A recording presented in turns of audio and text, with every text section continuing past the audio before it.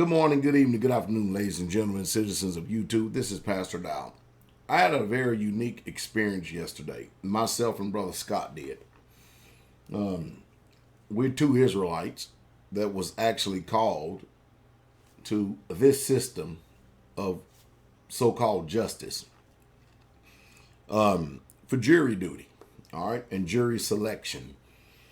Now, we are, I think they termed it jury selection number 1. That's what we are, all right? And so they given us a sheet of paper right here, and there's court dates and everything that's coming up.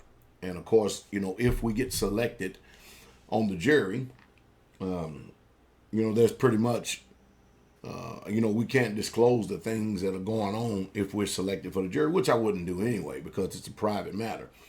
But I'm here to try to awake conscience because you see, I speak about my life experiences. And correct me if I'm wrong. We live in what they call a Christian nation. While everybody in it is not Christians, they do use, at least they say they do, the Bible in order to govern morality and the people. I mean, after all, if there's no absolutes, there's no absolute rights and no absolutely wrong, then where do we or how do we define what is right and what's wrong? You see, just because a law is written down on a piece of paper, it doesn't give law a conscience. Is that making any sense? I hope I'm making sense to people out there. And we read the Bible, okay? The words on the page are meaningless. They really truly are. But when those words are spoken, when a conscience is given to them, when we are repeating and we are confirming what he has said, that's when the life and the energy of that Ruach HaKadosh, or that Holy Spirit, begins to come out. And that's what begins to, transform or either judge the hearts of men. And those who are wicked, what they do is they end up pointing their finger at you for repeating that word of the created universe, and they end up judging you, not knowing and not realizing that they are judging him. Now, with that said, the reason why I'm here is because, myself, I'm up in the very front row. Brother Scott is in the very back row. Okay, all rise. All right, good. That's fine. Good. We'll give honor to where honor's due because the judge came in. All right, we're seated for a moment. And then the next thing you know, they wanted us all stand up. Okay, they just told us to stand. Okay, we're all standing. And they said, raise your right hand to swear an oath. Well, anyway, Pastor Dow's right hand did not go up, and neither did Brother Scott's. Now, I couldn't see Brother Scott because he was behind me, but I'm sure. And I even asked him after. He said, no, I'm not swearing no oath to their gods. Now, see, this is where we at again. You see, listen to me very closely if you can. When your mind and your conscience is defiled, and when you're busy functioning after the norms of society, and you fear the laws of man more than you do the laws of Yah, when you fear man more than you do the creator universe, you have just found out who your God is. And remember, ignorance of the law is no excuse. And so since I'm standing on the front row, and let me say this, I am the only black man in the whole entire courtroom.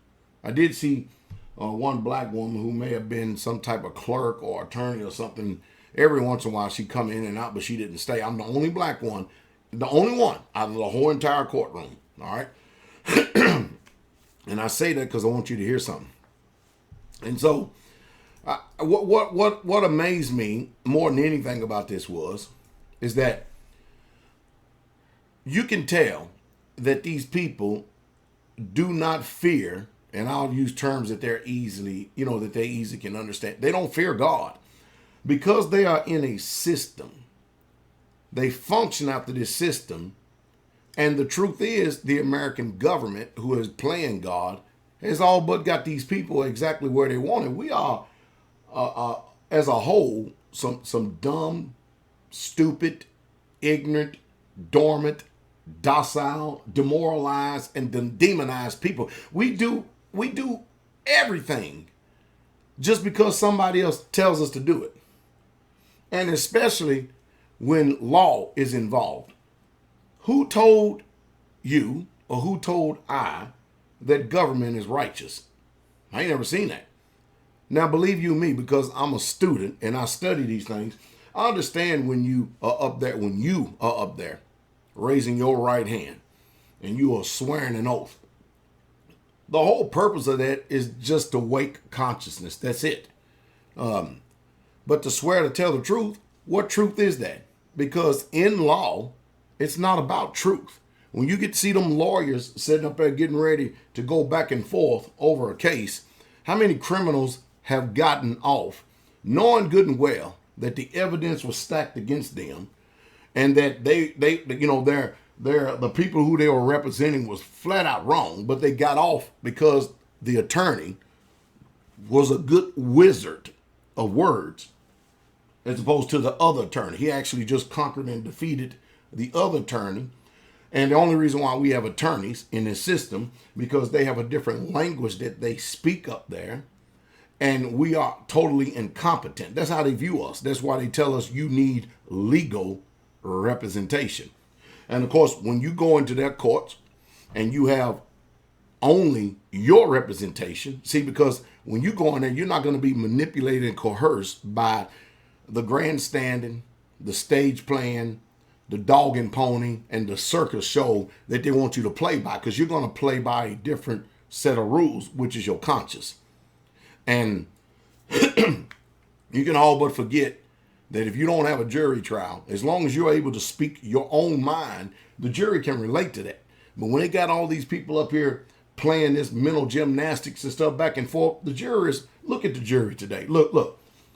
I sit there and watch almost a quarter of the courtroom who wanted to actually get out of jury duty, go up to the judge, and I'm sitting in the front row, and some of them just so common that they'll just start blurting things out. One guy said he couldn't read and he couldn't write.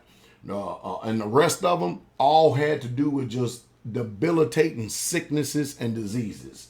We are a sick country. And who knows what. And of course, you can see there was a couple of good old friends there. But anyway, the nature of this video is that the two Israelites, we didn't raise our right hand, and we wasn't about to raise our right hand. What gets me is this country say that they are a God-fearing country. And this is why I keep trying to tell you people all the time, you have been functioned to train in a system, and you do it very well. And you are obedient servants. And the only reason why you're obedient because they use the threat of jail, and they already know about the psychology of the mind. But see, when you are ignorant, you are powerless to be able to stand, because the truth is, you don't have any rights whatsoever at all unless you can declare them. If you make a blanket statement, I've gotten my rights, you don't have no rights if you can't declare what your rights are. You just need to shut up because you sound stupid and ignorant and dumb.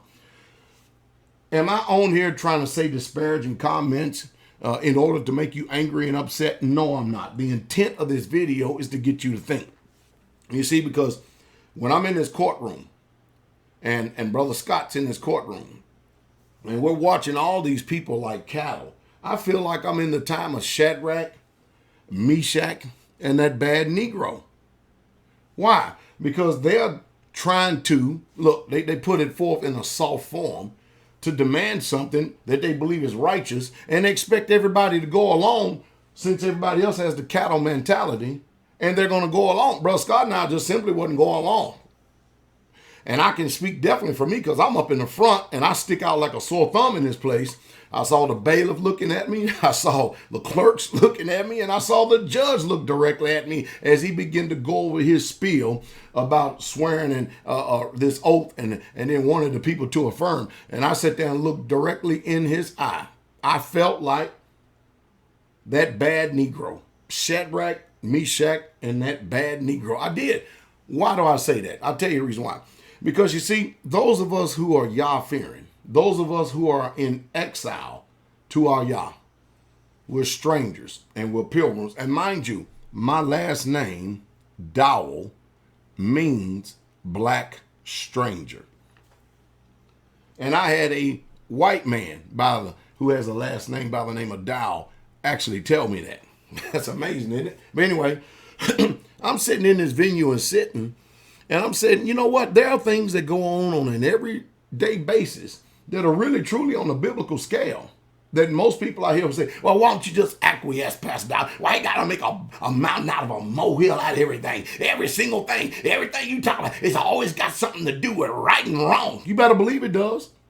You better believe it does. See, I've got to answer to the creator of the universe, not only for my actions, but for my words and how I live. I do. I have to answer that. You may not fear him, but I do fear him. And I'm not going to be standing before him with my knees knocking, waiting at that time for grace and mercy in order to fear him. No. I'm going to live in fear of him and in awe of him right now. Because I know he exists. I know he lives. And one reason I know he lives is because he lives right here, inside of me. Yep, right here. And so when I get somebody trying to tell me based upon the American Roman system of old to want me to swear, the first thing comes to my mind, because I'm governed by the law of Yah, is James 5:12. Do you know what James 5:12 says? It says, above all things. Can you say that?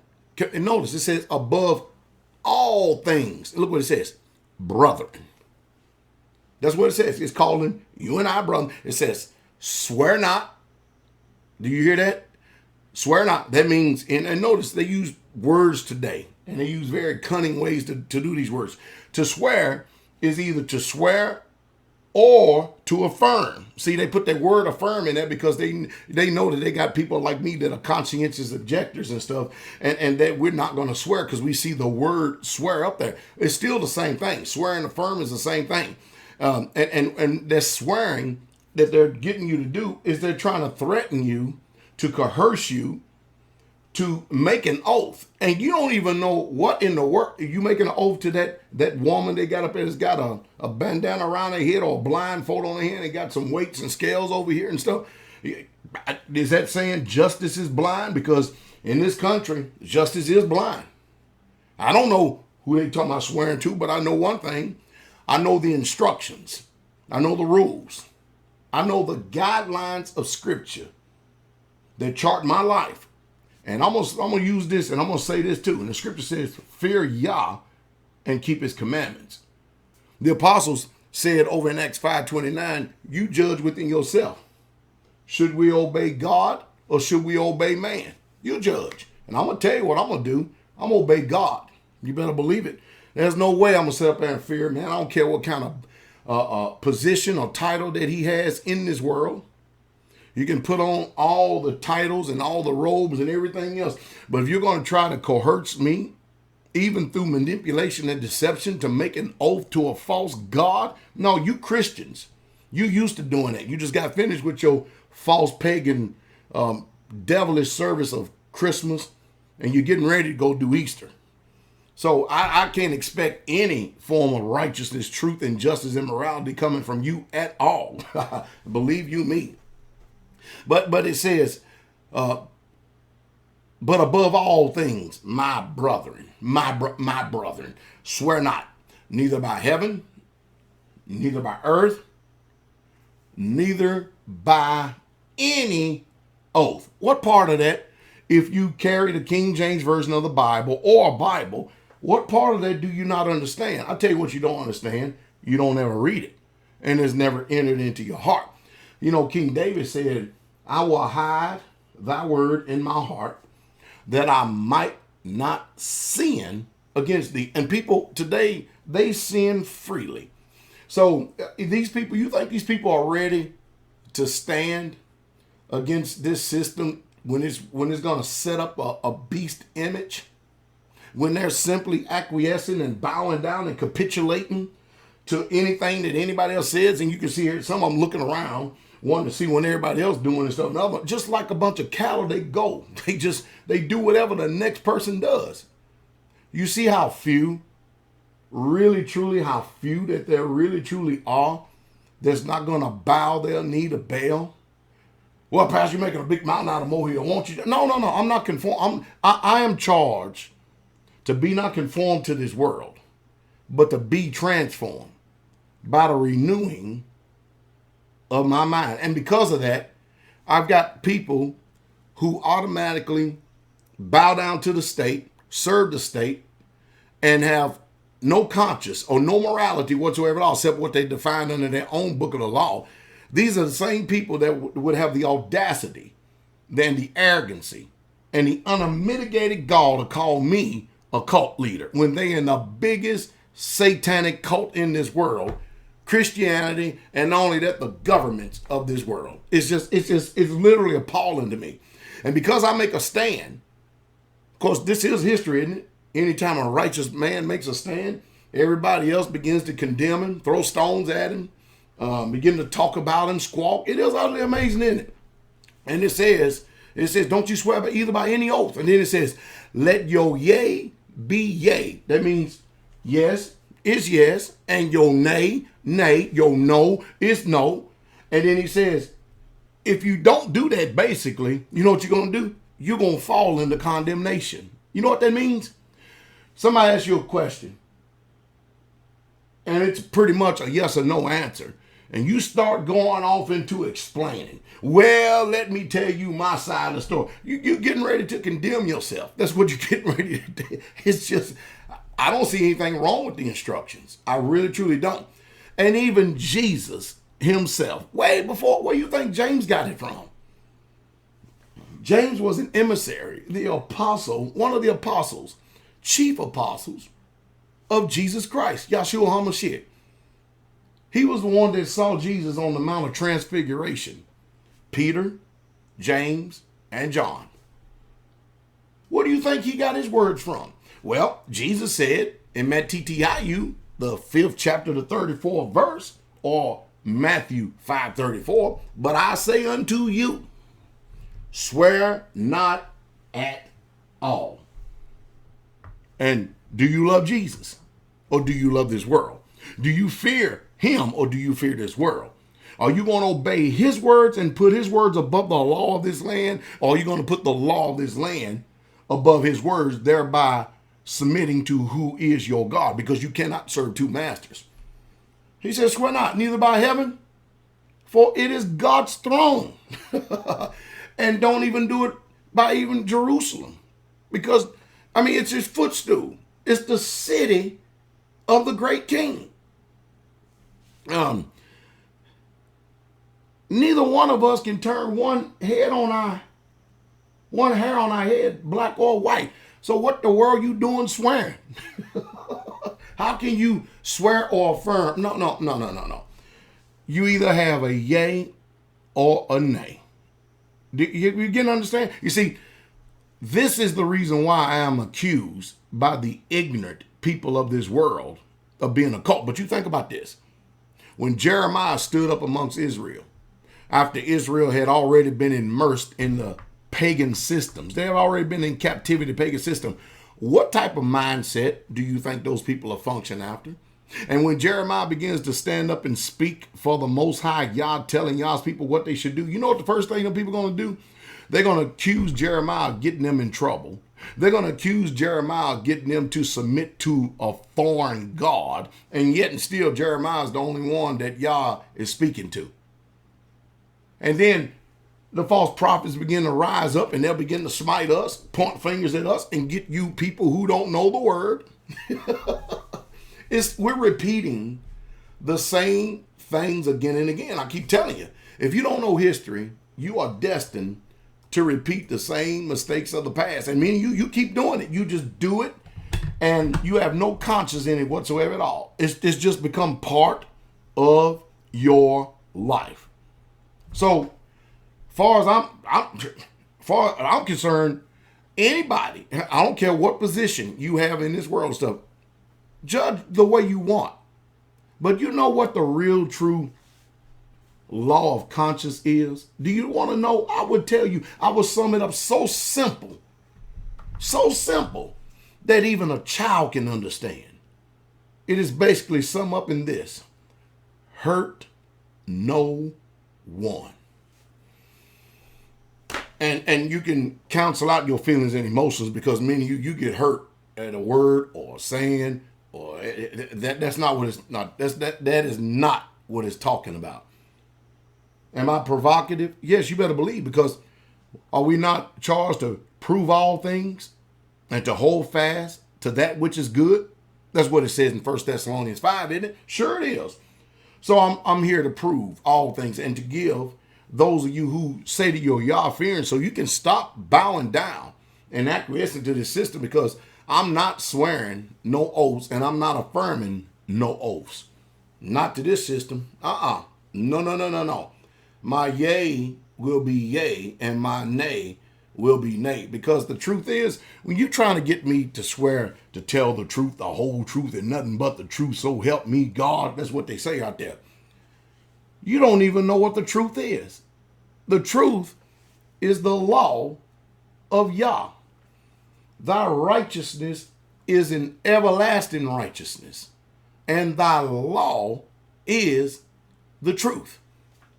Jesus said in John 8:32, you shall know the truth, and the truth shall set you free. But you notice what happens in this society and world we live in now when truth comes? Oh, you hear it, you may get convicted, but the first thing it's going to do is it's going to upset you. And it's going to upset you very, very bad. And you're going to find out, because, see, now you're at a crossroads. You're at a decision. You're getting ready to make a decision who you going to serve. Is this a little bit too militant for you people out there? See, I know what the problem is today. The problem is today is that you people, you carry Bibles and you wear nice clothes, but you don't live a thing that's in it. You don't even think it's necessary to even obey what that word says. But man should not live by bread alone, but by every word that proceed forth out of the mouth of Yah. And you live after the fear of man, which bringeth the snare. And you live after your own word, your own book of the law, and you totally ignore the creator of the universe, Almighty Yahweh himself.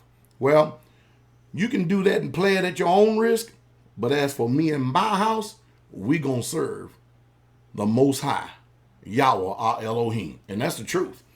And that's the truth straightway. So say what you want, condemn what you want, and be what you want.